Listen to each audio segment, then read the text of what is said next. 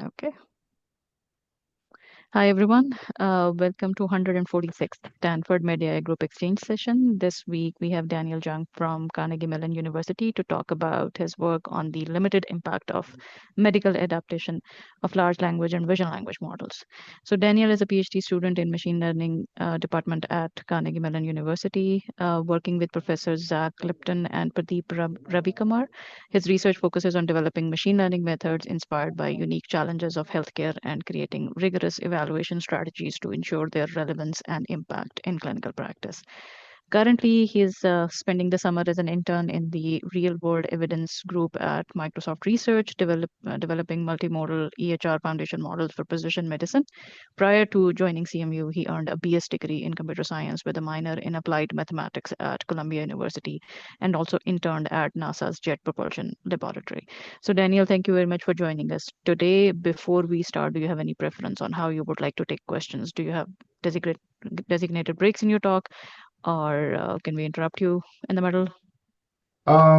Yeah, I don't really have any specific points for stopping and answering questions. So feel free to just, if you have any questions, you can just ask them right away, and we can just clarify as we go. Perfect. Perfect. So, everyone, let's try to make this session as interactive as possible. And without further ado, let me hand it over to our presenter.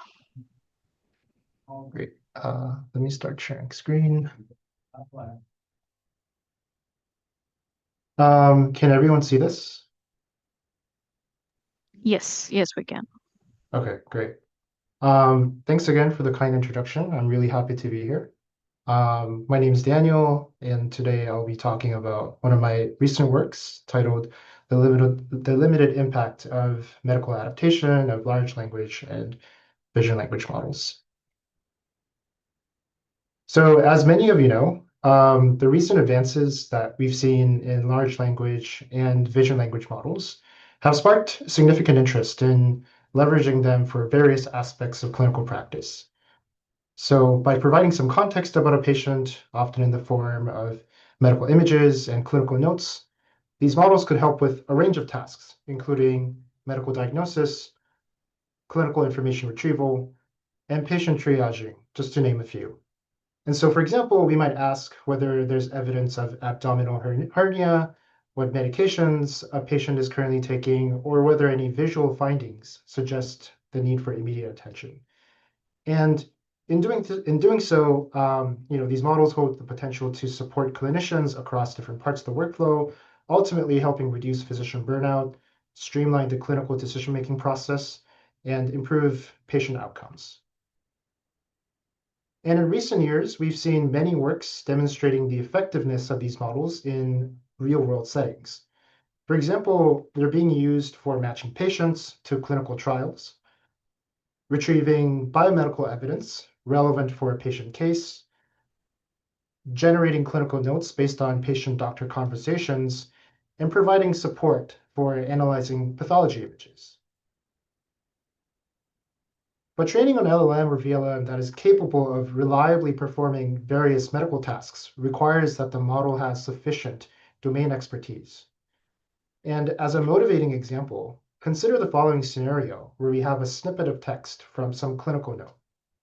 Now, to understand the meaning of this snippet, we need to disambiguate the meaning of the abbreviations highlighted in red. And there are several different options that one could think of for each of them. For example, when you look at PT, you can wonder, oh, maybe it means patient, maybe it means prothrombin time, or maybe physical therapist. For carbo, maybe it means carbodome or carboplatin. For IA, maybe it's intra-arterial, intra-articular. And for DC, maybe it means discontinue, maybe it means discharge, or doctor of chiropractic, etc. So the main point here is that resolving these issues and interpreting the given text correctly requires not just contextual awareness, but also a lot of domain knowledge to determine what makes sense medically. And if the model has the required medical knowledge and reasoning capabilities, then it would be able to correctly infer that the sentence means the patient was given intra-arterial carboplatin for her triple negative breast cancer, and this patient will discontinue the treatment. And so basically, we need to be able to figure out how to encode the right kinds of domain knowledge into these models. And a popular approach to doing so is to start with a pre-trained general domain model. For example, llama in the language space and lava in the vision language space, and continually basically pre-train it on like publicly available biomedical corpora. So for example, we can consider things like research articles on PubMed, clinical guidelines from the CDC, or medical textbooks to basically convert a general domain model into a medically specialized model. And this process, often referred to as domain adaptive pre-training, or DAPT for short, has become common practice, resulting in a trend where the release of a more capable general domain model is typically followed by the release of its medical counterpart. And so here's one concrete example. So here I'm showing a model called LavaMed, which was adapted from this general domain model called Lava. So Lava is a vision language model that was trained on multi-turn conversation data generated from natural image caption pairs. So what they did was they basically took these natural image caption pairs, fed each of them into GPT-4, and asked the model to generate a bunch of question and answer data. And they used that to train the initial Lava model. So now this Lava model is a sort of a conversational agent that's able to answer questions about images, but it's been trained on natural images as opposed to medical images. So if you wanted to sort of adapt this model to be more suitable for the medical setting, uh, and this is the approach that the authors take, you could, for example, train, again, a multi-turn conversation data, but you can have the conversation data be generated from PubMed figures and their corresponding captions. And you can, again, generate them, e.g. using GPT-4. And so after this additional pre-training step, you would supposedly end up with a more medically specialized Lava model that you could, for example, try to use for various kinds of visual question answering or conversations. Um, and so basically, this kind of approach has become extremely common practice. So if you look at the middle column here we're showing a bunch of medical models that we eventually considered in our evaluation. But all of these are being adapted from some kind of general domain base model, which you can see on the left column. And the adaptation is based on some additional like medical sort of data coming from, say, PubMed and things like that. And it's worth noting that most of these are indeed, the adaptation corpus is mainly constructed based on PubMed articles and like medical licensing exam questions, which are relatively straightforward to obtain and also very abundant. And so a lot of these prior works that have focused on doing DAPT to basically convert a general domain model into a more medically specialized model, they typically suggest that you get significant gains in terms of downstream performance from doing this. So here I'm showing a figure from one such prior work, which proposed a model called Metatron. And this model was adapted from Llama 2 by continually pre-training on some medical data. And so here they're comparing their model against a few like different commercial LLMs like GPT 3.5, GPT-4, and the two MedPom models. And so when you initially compare like this model, which is in the blue solid bar, to like the best performing commercial LLMs, you can maybe see that, oh, maybe it doesn't perform as well as the best commercial models.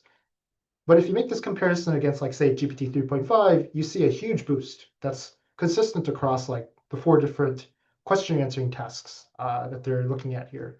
And so looking at these kinds of results, you could say, oh, if I want to train some kind of model for some downstream medical task, maybe I should always be doing medical adapt to make sure that my model, perhaps like an open source model, is really effective at performing these really tasks that are like sort of requiring a lot of domain expertise. But in somewhat direct contrast to some of these positive conclusions from the prior works about doing medical depth, we actually find that the performance improvements that you can really get from medical depth itself are marginal. And in particular, when we talk about improvements, we're talking about improvements with respect to the original base model. And so our finding is that that in of itself doesn't really improve the model by that much. And I'll be more specific about what we mean here. So basically what we did in our study is that we compared 10 medical LLMs and 2 medical VLMs against their general domain base models.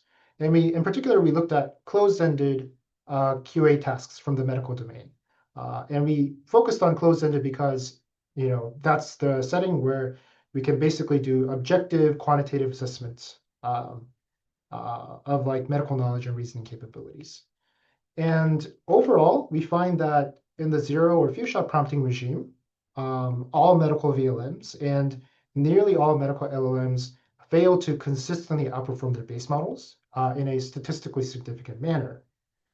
And in the supervised fine-tuning regime, we find that all medical VLMs fail to show improvement, while the medical LLMs do show some improvement, in particular on the medical knowledge QA tasks, but not on the tasks that are based on clinical notes. And I'll clarify this a little bit more in terms of what these tasks really look like.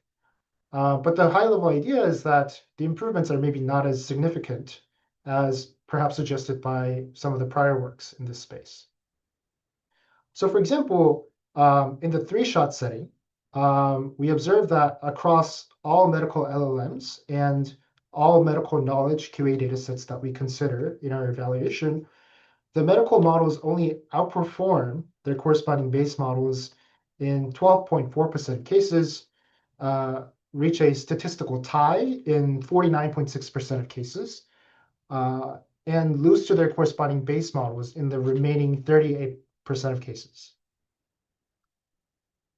And our conclusions follow from addressing the following limitations in existing literature.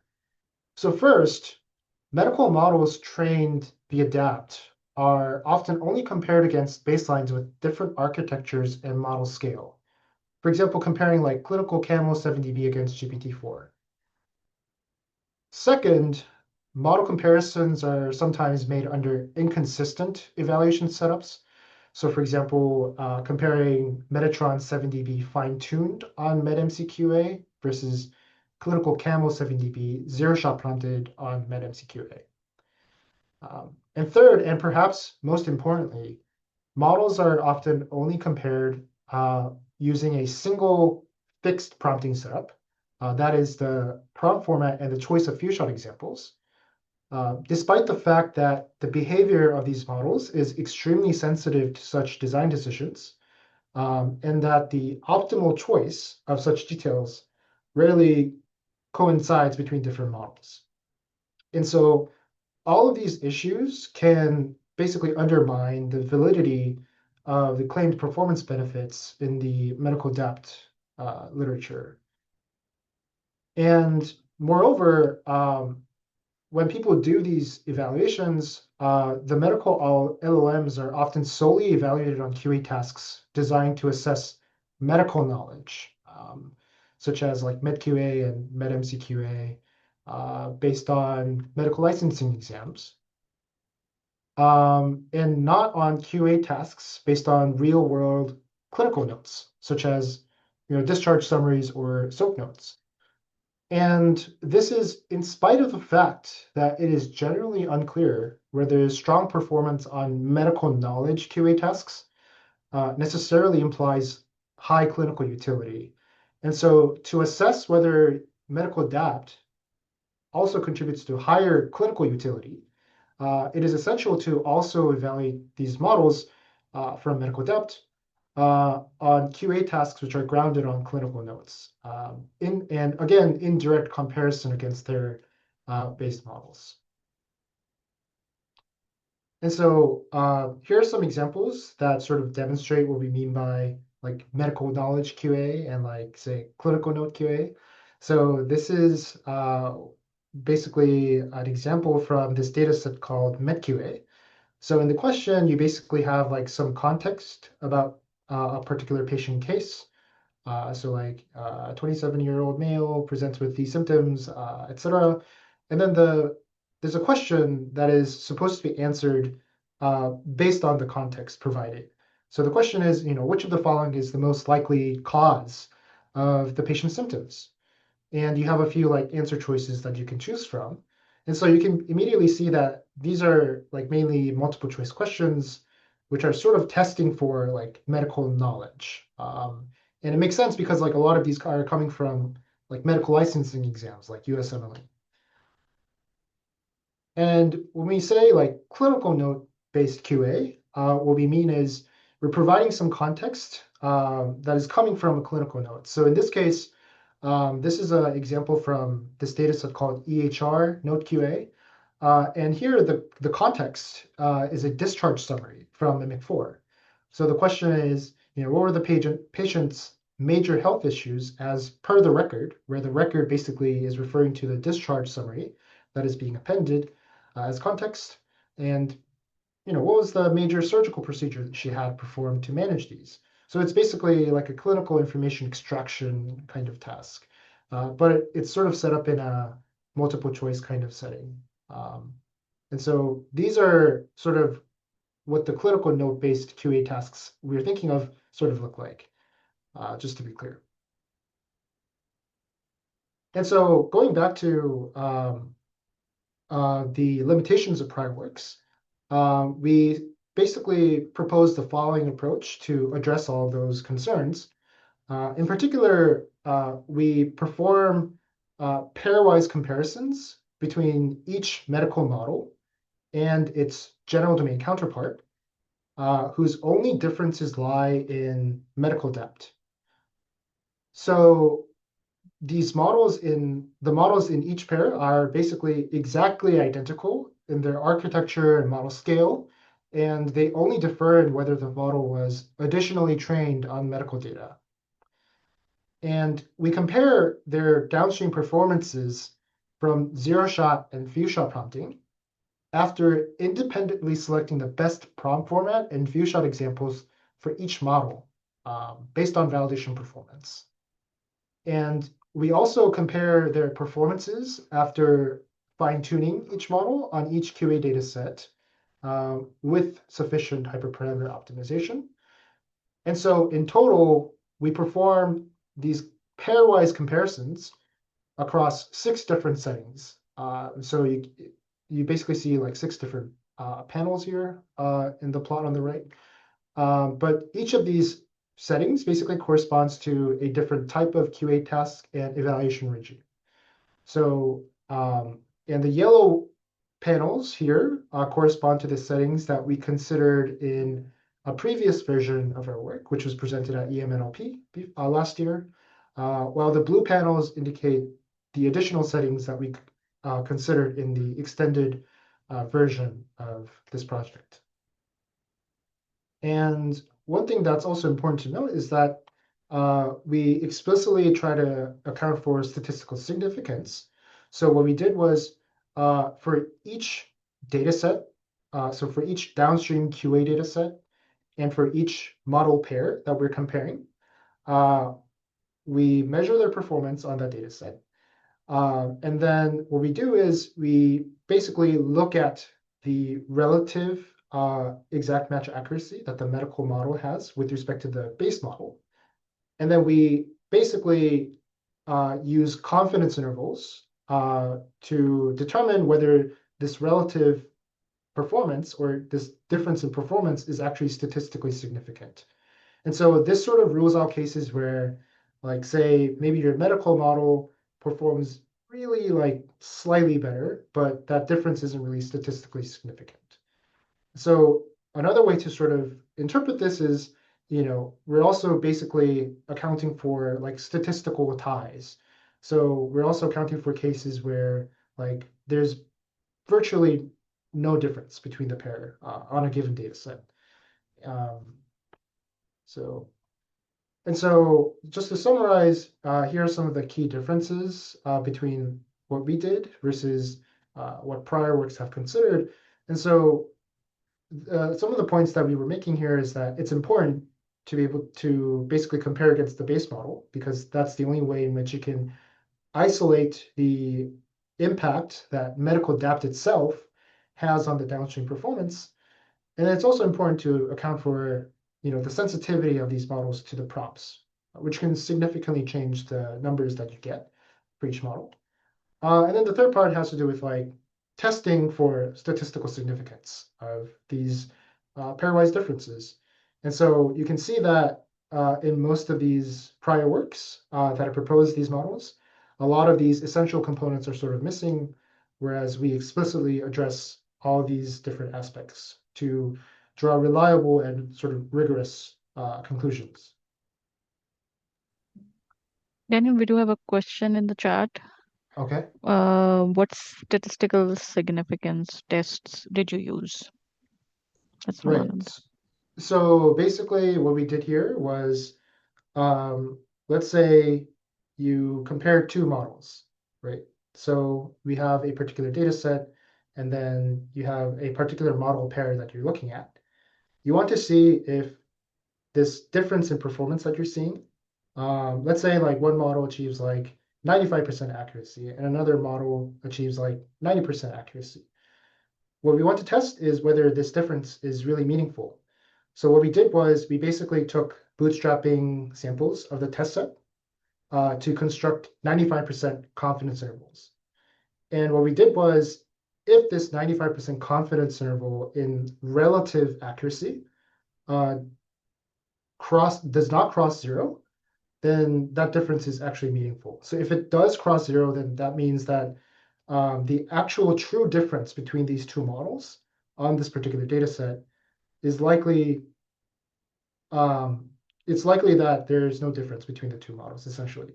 But if the confidence interval, say, lies above the zero line, then you could say that the medical model is statistically significantly better than the base model, even after accounting for statistical uncertainty.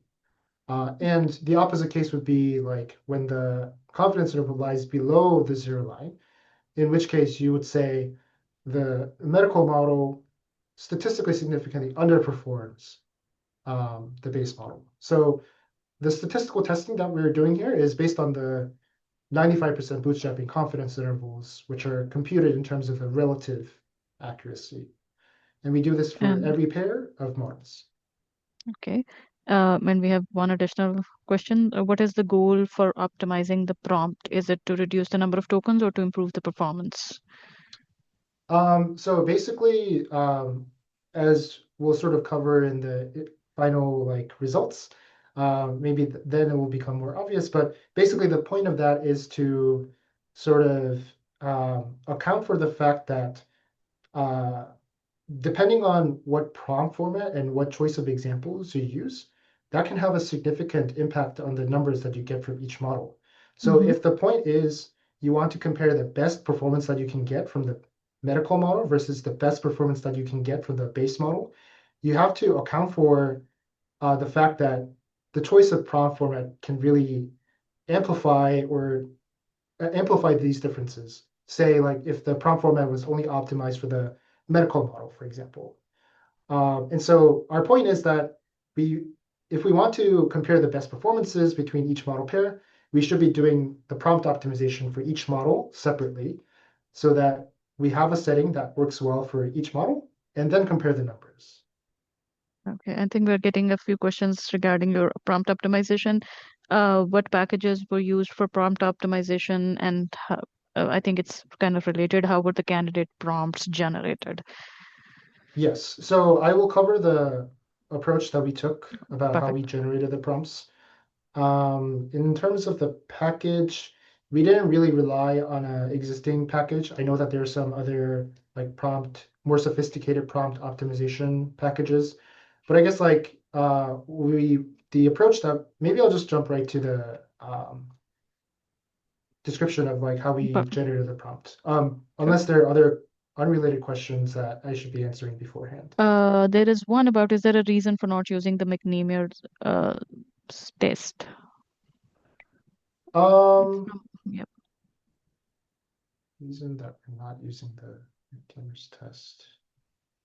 I guess I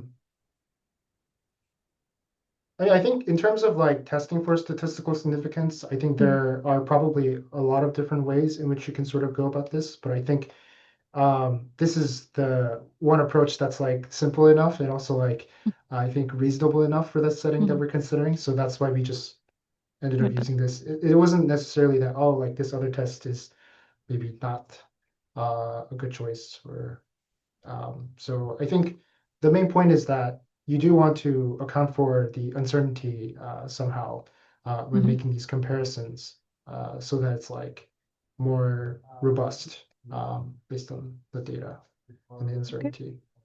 perfect. So I think we can jump into your uh, methodology so that I think rest of the prompt engineering questions would be answered there. Yeah. Okay. Yeah. So basically to um, optimize the prompts, the approach that we sort of took was to first construct some kind of context-free grammar of plausible prompt formats. So here, the figure here is basically showing how we're sort of sampling or constructing the format. So you have like things like the question header, the options header, like corresponding to different ways of paraphrasing, like the beginning of like the question or like the answer choices that you have or the actual answer. And then you also have things like, how are they spaced?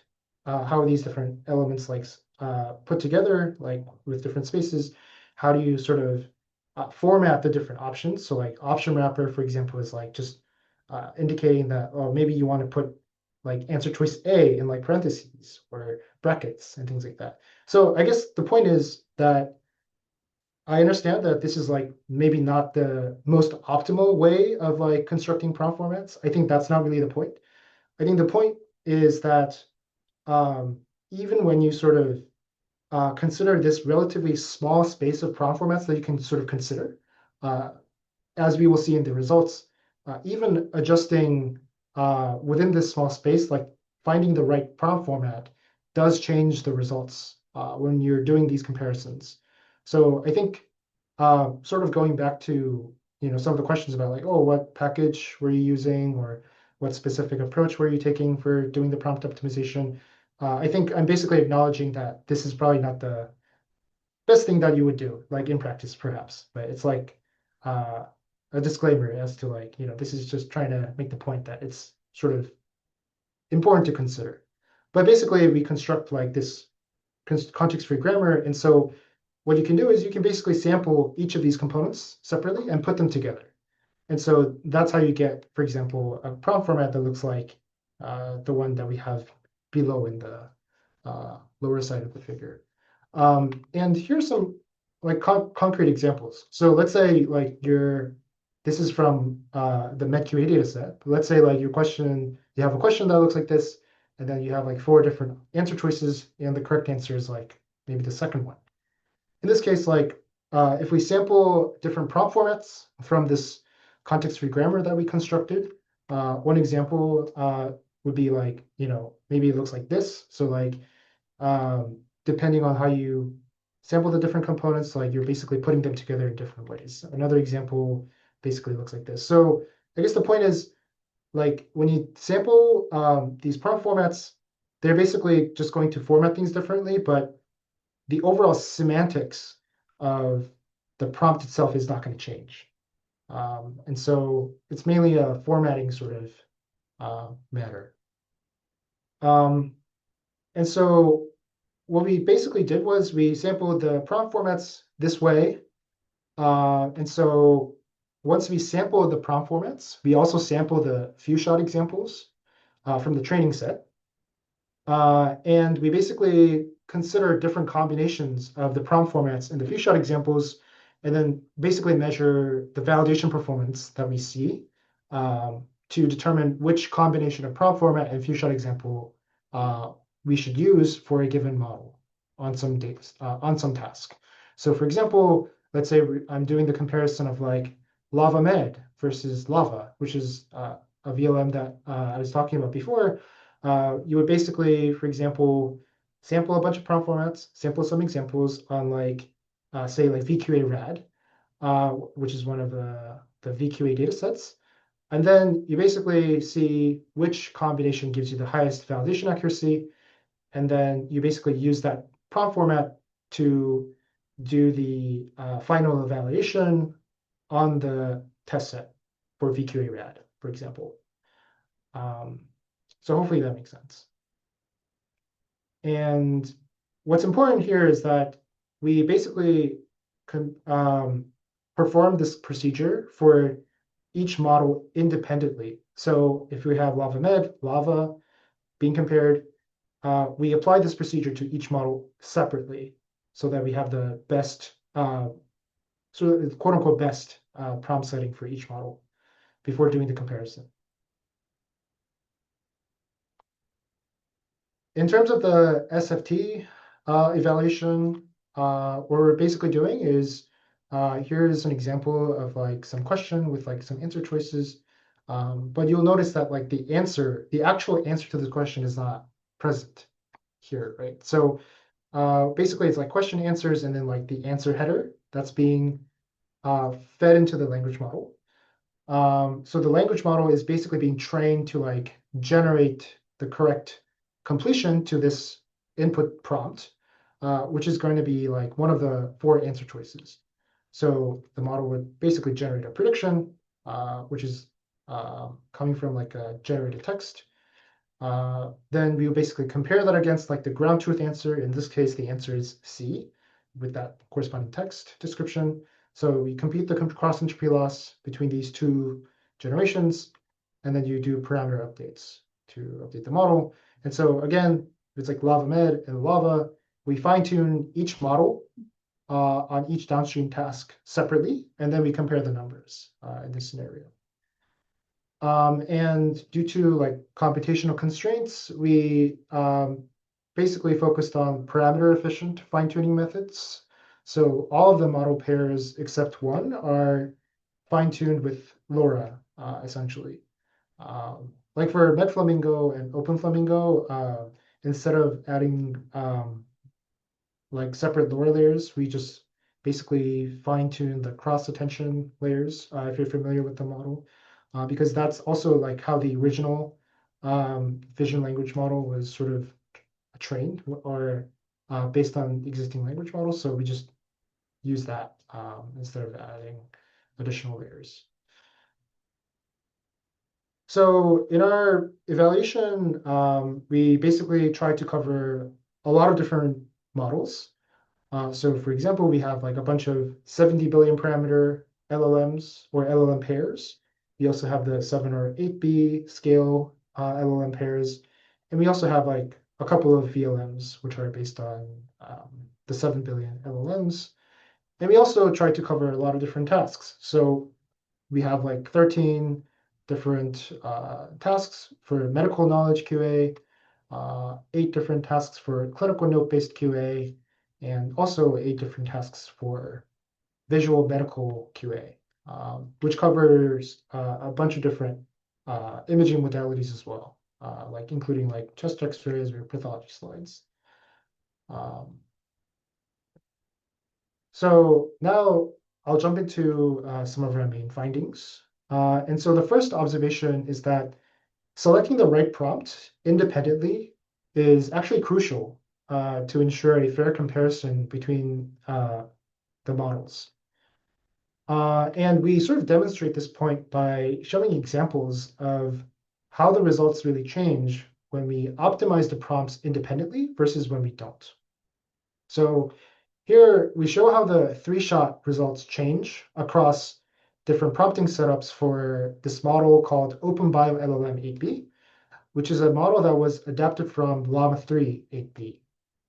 And in particular, we show how the win, tie, and loss rates change when we use the prompt optimized only for OpenBioLLM 8B and uses for both models in the pair, versus 2, when we independently optimize the prompts for OpenBioLLM 8B and Llama 3 8B and use that for each model. And we observe that when we separately optimize the prompt for each model, the win rate for OpenBio LLM8B drops from 30.8% to 7.7%. And the loss rate increases from 0% to 30.8%. And we basically observe sort of similar trends at higher model scales and for VLMs, as sort of illustrated by these results that we have for clinical camel 70B and LavaMed 7B, respectively. And notably, we find that such differences in performance can really arise from seemingly insignificant differences in the prompt. So for example, when we compare the optimal prompts selected for clinical camel 70B and llama 2 70B, which is the base model for this model, and we look at this the optimal prompts on like one of the MMLU data sets, we find that the main difference in the prompt, modulo the selected few shot examples, really lies on how the question and answer headers are formatted, with the overall semantics like of the prompts remaining completely intact. And basically, these results sort of suggest that accounting for prompt sensitivity is really crucial to ensure like a fair comparison between different models, where the performance that you get from each model can really change for seemingly like unreasonable reasons. Like, so basically the formatting actually does matter a lot and can throw off or change the sort of final numbers that you get and perhaps affect the resulting conclusions. Sorry, is Daniel, I there think a question? yeah, I think it's a good time to ask this question. This has been in the chat for a while. This is Okay. about the evaluation. If we want to compare medical encoder PLMs against the LLMs for question answering setting, what can be a fair setting for the two to be compared, uh, provided each of them is better in a different setting? PLM is good under CLS token testing, whereas LLM are better with prompting. Sorry, could you maybe repeat the question one more time? Aman, if you want to go ahead and ask your question yourself, that's fine too.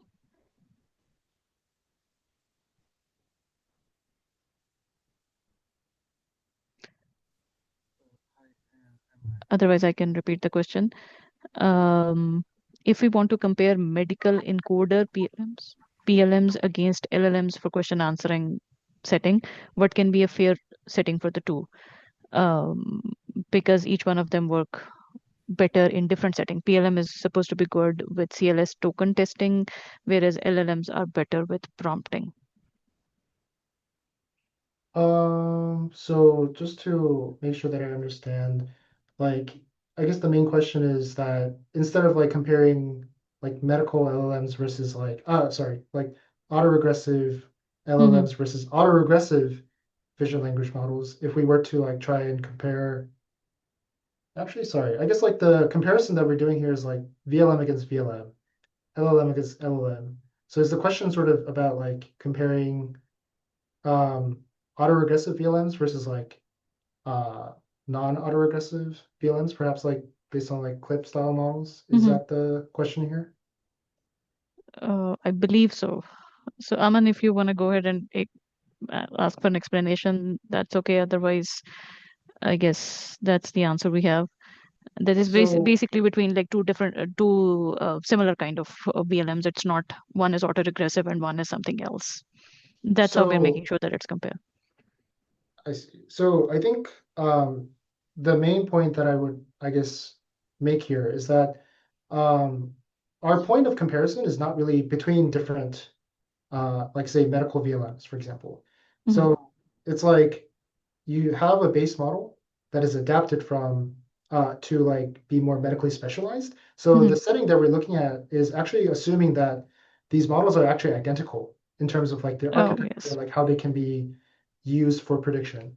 So I think maybe the setup that was Yes. sort of brought up in the question is like a slightly different Then scenario. Yeah, looks like it. So So thank you for explaining that. And another comment, which I think one of our audience answered, was this: are ties a bad thing? Because you were showing win, lose, and then tie. yeah, Yeah, so our audience also responded yeah, because we don't want to spend significant resources on the compute just to get a tie. yeah.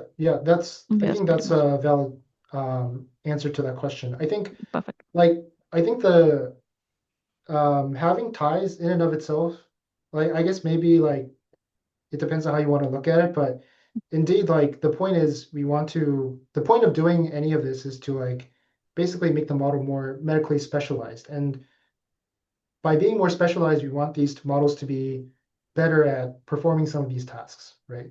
And so if we're seeing that like even after doing this adaptation, like they're basically like almost The same. identical to the original model in terms of performance, then that is basically sort of, why are we doing this in the first place, right?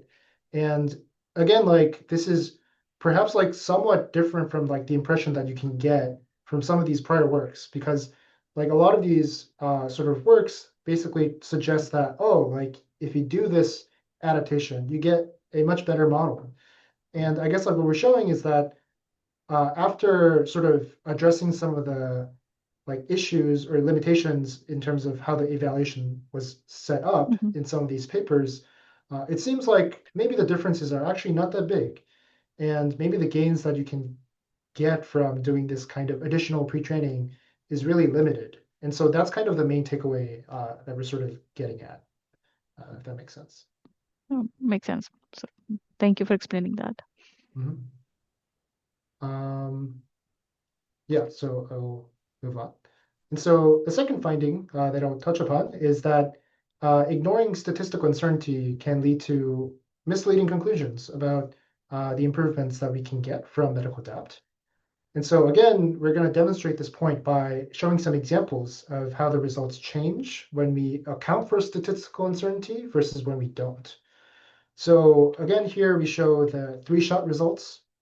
We show how the three-shot results sort of change for OpenBio LLM 8B when we compute the win, tie, and loss rates based on the 95% confidence intervals in relative accuracy. So this is the approach that we were sort of proposing to do, versus when we compute the win, tie, loss rates based on the raw test accuracy scores. So in this latter case, we're basically like simply declaring a win for the medical model if in terms of the raw test accuracy, it's just higher than that of the base model and vice versa. So we're not really accounting for, oh, is this difference that I'm seeing, like, is it really statistically significant? Um, and so when we compare between these two settings, we observe that when we do not account for statistical uncertainty, the win rate for OpenBioLM becomes significantly overestimated, increasing from 7.7% to 30.8%. And meanwhile, if we do the same kind of analysis for other models at higher scale, so here we brought clinical camel 70B, the three-shot loss rate against Llama 2 70B, the base model for this model, is like 90.9% when you just ignore statistical uncertainty, although in reality it reaches a tie with Llama 2 70B in 63.6% of datasets. So basically, the point here is that if you don't account for statistical uncertainty, you can end up with both overly optimistic, but also overly pessimistic conclusions. So if you look at the results for OpenBio LLM8B, you see a huge, much higher win rate versus um, uh, win rate when you don't account for statistical uncertainty. But for clinical camel, like it looks much more pessimistic than um, when you actually account for statistical uncertainty, in which case you can have like ties. So this specifically tells you like, oh, in like the majority of data sets, like it's actually just not that different. It's not necessarily that it's like much worse. So basically, like our point is that accounting for the uncertainty is important for us to make more accurate and more perhaps more reliable sort of conclusions about whether the medical model is like better or worse than the original base model. And so we also see sort of similar trends for VLMs, and here we show the results for LavaMet 7B, where like the win rate is like much, much higher than like when you actually account for the uncertainty. And so now we'll jump to the main findings of our paper. So basically, taking what we found in the first two like observations or findings, like when we use that, when we apply that to the evaluation of all of the model pairs and all of the QA data sets that we're considering, and aggregate the results. So basically, like after independently optimizing the prompts and accounting for like all the statistical ties that you can end up with, and if we aggregate the results across all cases, then we see that the performance benefits overall are like much smaller than what you would sort of expect. So here, basically, like all of these bar plots are showing the win, tie, and loss rates that are aggregated across all the different model pairs and data sets. So basically, you take a model pair, you compare it on a particular data set that's like one comparison. So you just aggregate that across all the model pairs and data sets, and you can compute these like win, tie, and loss rates. So that's what we're showing here. And notably, you can see that like across all the different QA tasks, so like medical knowledge QA, clinical note QA, and visual medical QA, and also across like both zero-shot and three-shot settings. Basically, the medical models don't really do that much better than their corresponding base models. And if we also look at this at the model sort of specific level instead of just aggregating. So like here, what I'm showing is the win, tie, and loss rates achieved by each medical model in both the zero-shot and three-shot settings on medical knowledge QA tasks. And so what you can sort of see here is that if we just focus on the zero-shot setting, like only 2 out of 7 medical LLMs really outperform their base models. And we also see that even in the three-shot setting, like only 2 out of 7 models really outperform their base models. And just to be clear, when we say outperform, we're basically saying like, oh, does the model sort of win more than they lose to their base model? So after like ruling out the ties, I mean, I guess like if the tie is like super high, that also has a significance of its own. But like modulo the ties, if the proportion of data sets where the medical model wins is equivalent to the proportion of cases where the medical model loses, then that basically means that they're not different, right, in terms of performance, right? So that's kind of the idea here. Like if it wins more than it loses, then maybe it's like showing some improvement. But basically, like when we take this perspective and look at both the zero-shot and the three-shot settings, then we see that in both settings, only 2 out of 7 models really show improvement. And another thing that's worth noting is that the wins are really the wins that you observe with these models is sort of inconsistent. So, for example, clinical camel 70B like outperforms the base model in the zero-shot setting, but in the three-shot setting, it performs worse. And you also see the opposite case with OpenBio LLM 70B, where like this model actually performs worse in the zero-shot setting, but does better in the three-shot setting. So like it's not super consistent even across the different settings. And when we also look at, the clinical knowledge QA results, we basically observe similar sort of patterns. So again, like in the zero shot, we only see like 3 out of 10 medical LLMs showing improvement. In the three shot setting, like only 2 out of 10 models show improvement. But if we go beyond the zero or few shot setting and look at the SFT setting, we actually do find that, especially on the medical knowledge QA tasks, the medical LLMs do show improvement. So you can see that the loss rate is 0% in this case. So in this particular like knowledge intensive sort of QA task, QA setting, like they do show improvement. But for the clinical note-based QA tasks and the visual QA tasks, they're basically showing no improvement in aggregate.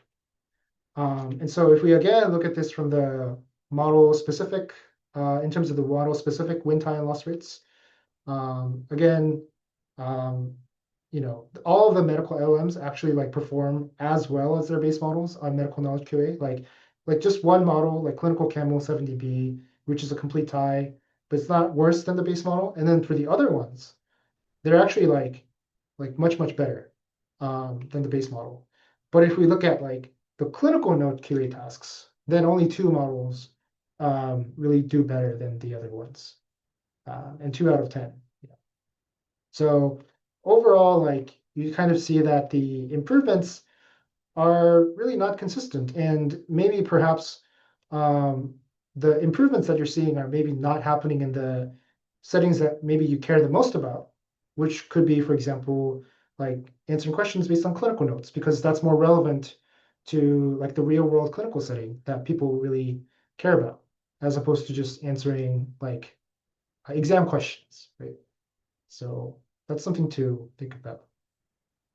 So in summary, we find that the empirical benefits of the medical adapt approach are overall sort of unclear across various types of medical QA tasks, across various ways of using the LLMs or VLMs, uh, like for example, zero free shot versus SFT, with the exception of SFT, like sort of making improvements on certain knowledge intensive medical QA tasks.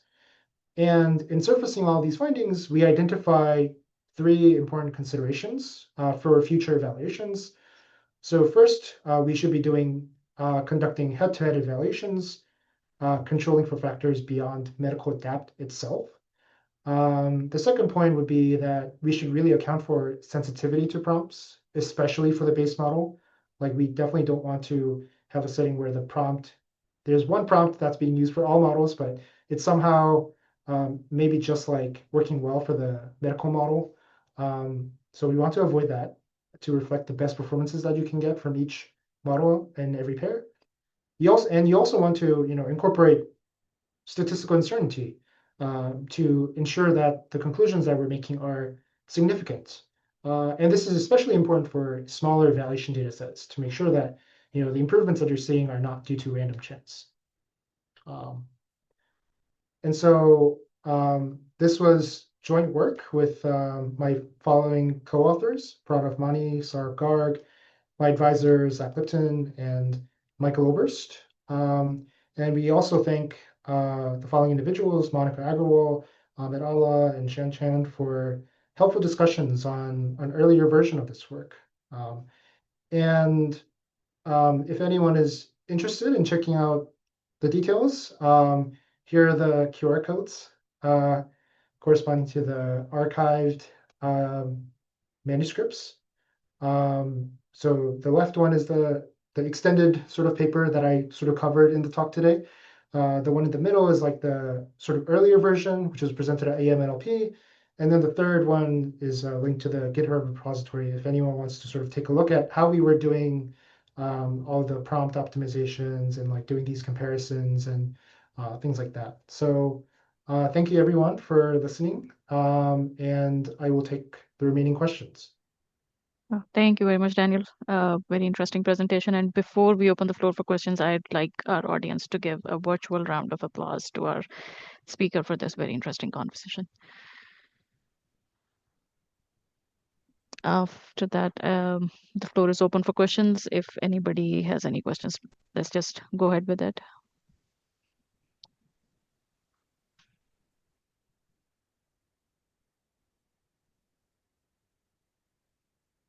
And sorry, I'm not really looking at the chat right now. Like it's not on my screen. So if No, there are if there is any, any question in the chat, I'll just let you know. I think I can start off with one question, more of a future direction thing. So we understand that, okay, there is probably an overselling of the advantages that you can get from this domain adaptive pre-training. So, um, so what do you suggest, like from scratch training for medical LLMs, or just that the generalization of the generic LLMs and VLMs enough so that they cover the medical domain as well?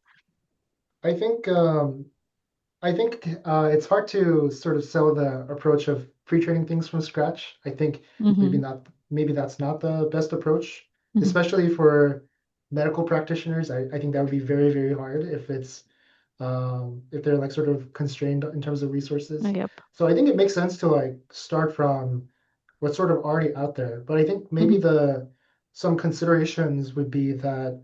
So I think one of the reasons why we hypothesize that the the improvements were really limited in this setting is that, as I sort of alluded to earlier, like almost all of the models that are out here, like were pre-trained on Puppet, right? And so, um, and that sort of leads to two things to think about. So one is when we start off with these general domain-based models, we have to consider that often these models themselves have already been pre-trained on PubMed data. So maybe like you were already kind of pre-training on very similar kinds of data that the model has already seen. So that's, I think, one possible reason why the gains were super small. And then the other point is that I think it also depends on like some of these considerations should really be done with respect to like what it is you're trying to do in the end.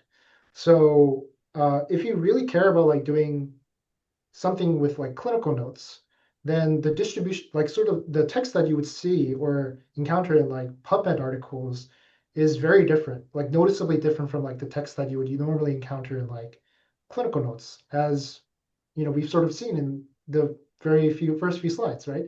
It requires like they have a lot of abbreviations, like the jargons are all different.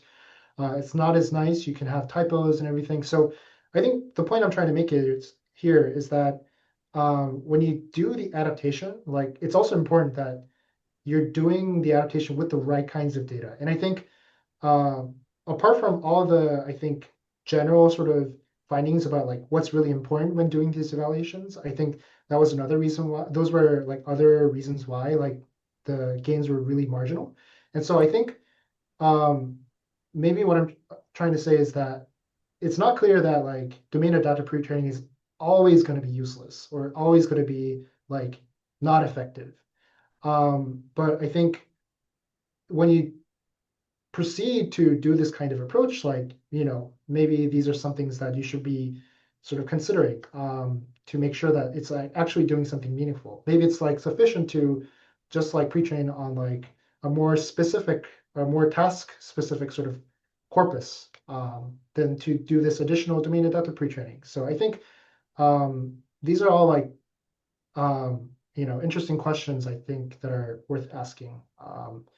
And so hopefully that answers your question. I think like, our paper is really focused on like sort of making or sort of encouraging people to like reconsider or reevaluate like things that we may have sort of considered to be like good by default without really like questioning.